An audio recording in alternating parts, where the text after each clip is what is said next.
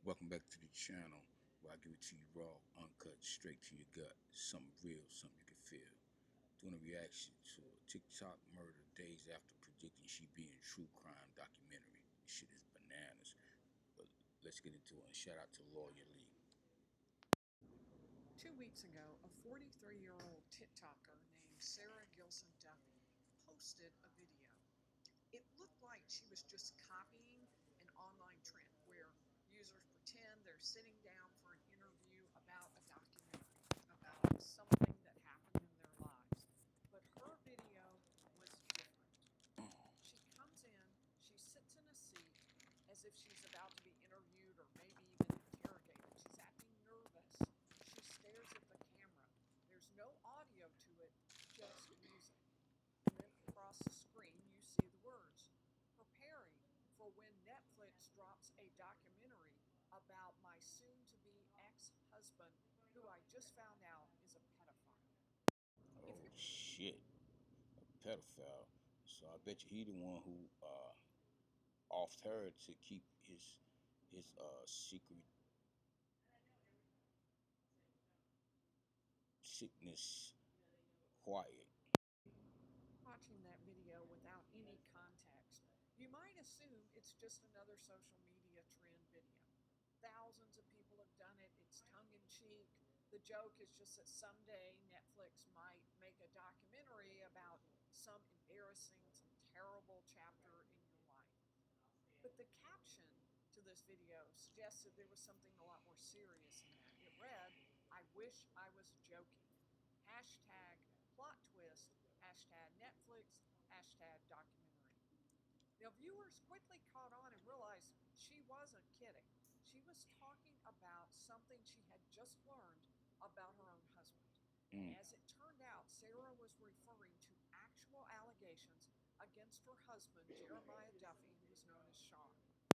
On So now she got some Nostradamus in her. June 10th of 2026, a local woman filed an application for a protective order against Sean Duffey. The woman said that Sean coached her daughter in youth basketball, said her daughter was a minor, just 15 years old, and Sean had kissed and touched the daughter, and she wanted a protective order for the daughter. Now, according to the filings, Ho, another ho, ho, couple. ho, ho, whoa, whoa, whoa. Kissed and touched her daughter, and she want a protective order. Where's the father at? Her father. You know, some man that can protect her and her daughter. Where's the father of the daughter? Unless Sean is the pedophile. Had caught Sean, and the mother asked for more information, and the daughter said Sean had done other inappropriate things as well. He had sent the girl text messages. He had invited her to his hotel room during a tournament trip. According to the claims, he even offered her money, quote, to keep her quiet, close quote. The same day, Sara also filed a protective order against Sean, and it was not the first time she'd filed.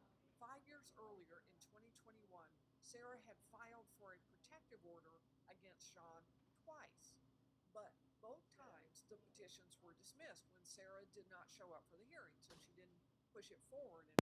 So she was crying wolf. That's what she was doing. And now, you know, now her cries fell on deaf ears, and this is the result of it. You know, when you're playing with things like that, man, you gotta just sever ties and just go. But a lot of people get caught up in the vortex of their life or whatever and scared to start all over. You know, because change is fear. A lot of fear for change. So she set herself in that. It's the same thing with women going back with cats who assaulted them. And they keep telling, nah, I'm going to do it again. Then you go back, accept them, and then you get beat up again. You know what I'm saying? But now Sara filed for the third time. She allegedly told the court Struck out. that her husband Sean had a gun and he had threatened self harm. And she said he was on the run.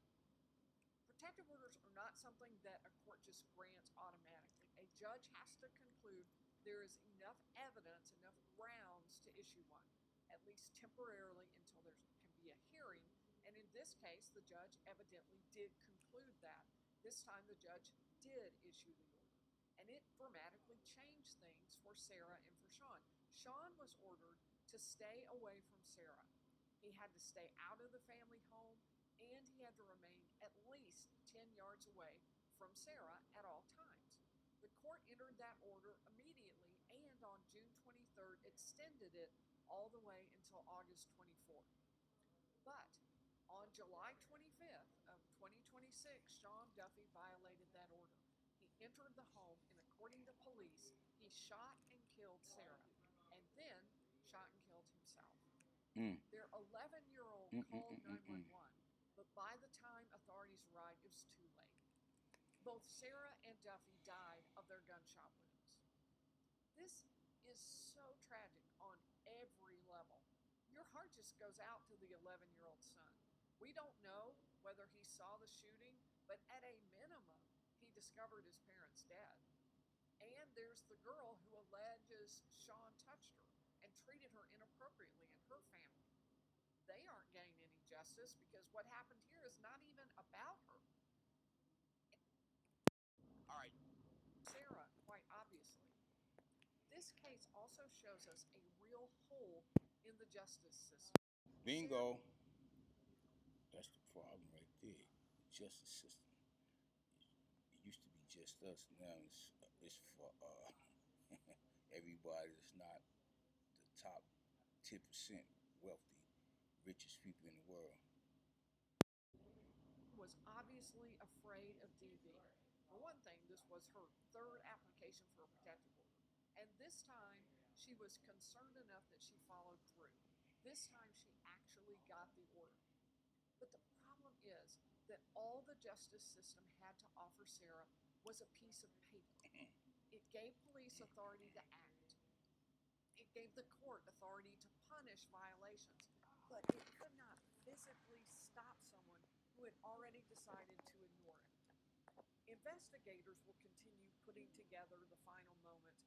We may never know exactly what happened in the house that night, but we do know that an 11-year-old little boy lost both of his parents in a matter of moments. And that's why people, parents,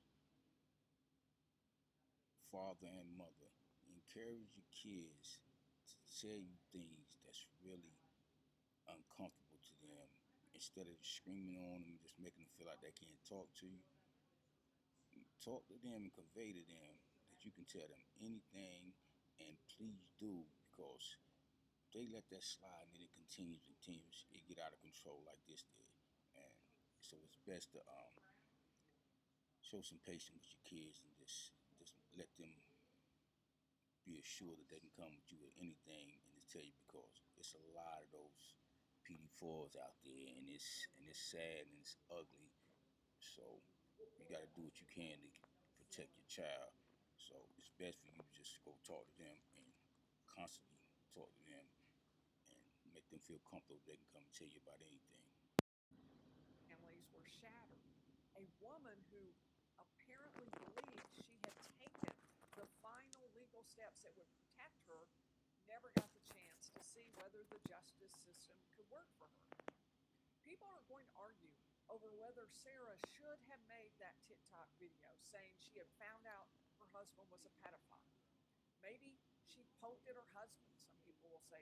She humiliated. No, I feel like it was a cry for help, a plea for anybody who seen it, saw it. Maybe they would lend her a helping hand or whatever, but evidently it fell on deaf ears, like her crying wolf 3 times, and then the third time struck out, snake eyes. Why would she do that when she knew he was dangerous? And other people are going to say, wait a minute, you can't blame the victim. Sean was a grown adult and he chose violence. Sara didn't choose violence, and she did not make Sean do it. The reason that this debate is so difficult is that two things are true at once. Sara should not have to protect herself. She should not have to live her life assuming her husband might murder her. And I can understand why someone in Sara's position might feel compelled to say something about what happened. Personally, I feel like all women, especially those who see the signs that their spouse or boyfriends has a tendency or propensity to be violent and resort to violence to them, assault women, abuses to women verbally or whatever. And you should go, if it's possible, get your gun license, learn how to shoot, and be able to protect yourself and your family, because a woman can't beat a man. I mean, 9 times out of 10, we are too strong and all that. So to me, when you see those signs, do it sneakily or whatever way, but go get you a gun permit and learn how to shoot and use your gun, because it's the only way you're gonna be protected. You gotta protect yourself. She had a public platform. She had thousands.